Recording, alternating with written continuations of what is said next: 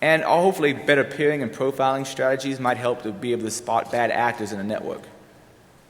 There's also been some ideas put forth like a civil limit, civil guard, and civil identifier, which try to rely on real-life social networks to decide whether or not, as I understand it, whether or not you should peer with somebody.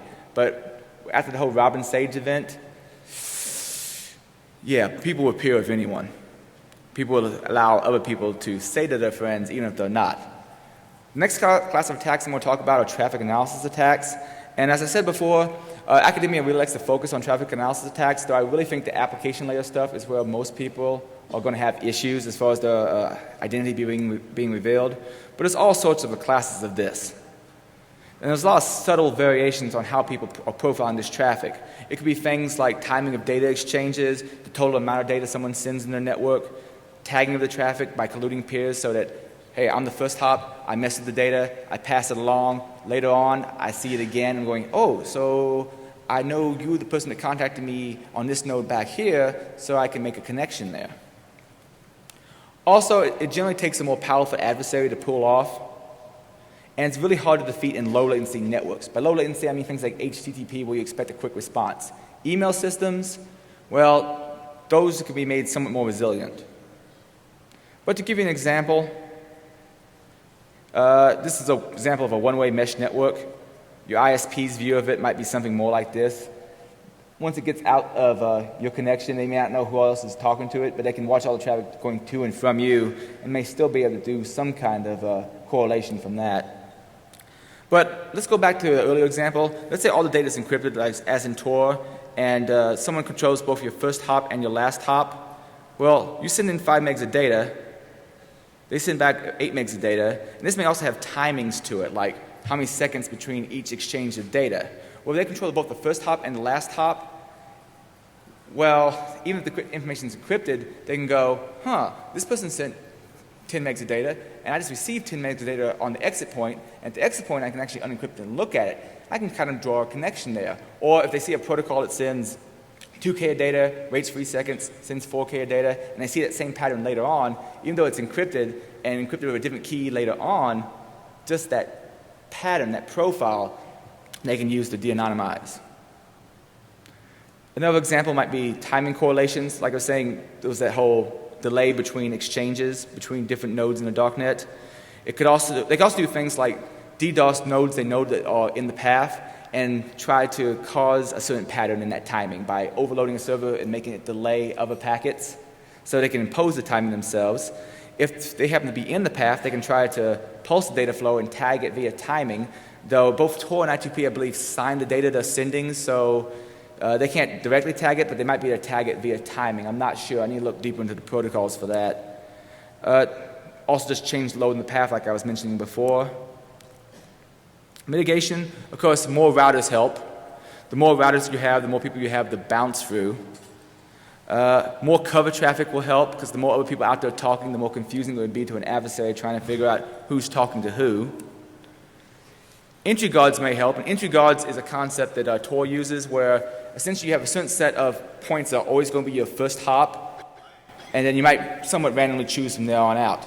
Now, the first obvious thing to do would be to randomly choose your path every single time. The problem with this is eventually you may randomly choose someone who controls both, or you may randomly choose a first hop and a last hop that are controlled by the same person. Now, it's true with entry guards, you may have bad, and eventually, it's true with entry guards, you may eventually have really bad luck, and on your initial setup, choose someone who is malicious, and so you're always being profiled no matter what, but at least you have a chance of that. In the case of a random choice every single time, eventually, with enough time, someone's going to be both the first hop and the last hop, control both nodes, and be able to look at your traffic. One-way tunnels may also help somewhat. If your message is going out one set of nodes, but it's not coming back the same path, it should confuse some traffic analysis attacks. Short-lived tunnels may also help, giving people less time to profile. Better peer profiling to try to spot bad actors. Signing up the data, of course. And fixed speeds is another thing that's been proposed to where someone only sends at a certain data rate. Of course, in low latency networks, this is hard to pull off. Not to mention various darknets are slow enough as it is, so if you limited how fast they can communicate, probably cause problems for people.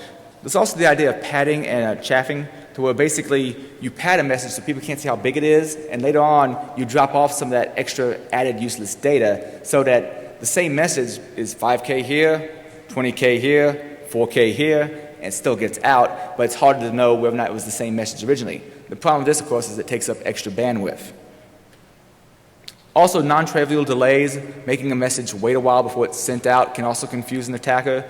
For low latency protocols like HTTP, this really isn't so much of an option. But for things like mail, does it really matter if it gets there a minute from now or 5 minutes from now? Probably not. Then there's also intersection and correlation attacks. This could be as simple as knowing who's up in the hidden service at the same time as the public IP address is available. These techniques can be used to reduce an anonymity set, maybe not necessarily outright reveal someone, but at least help you profile them.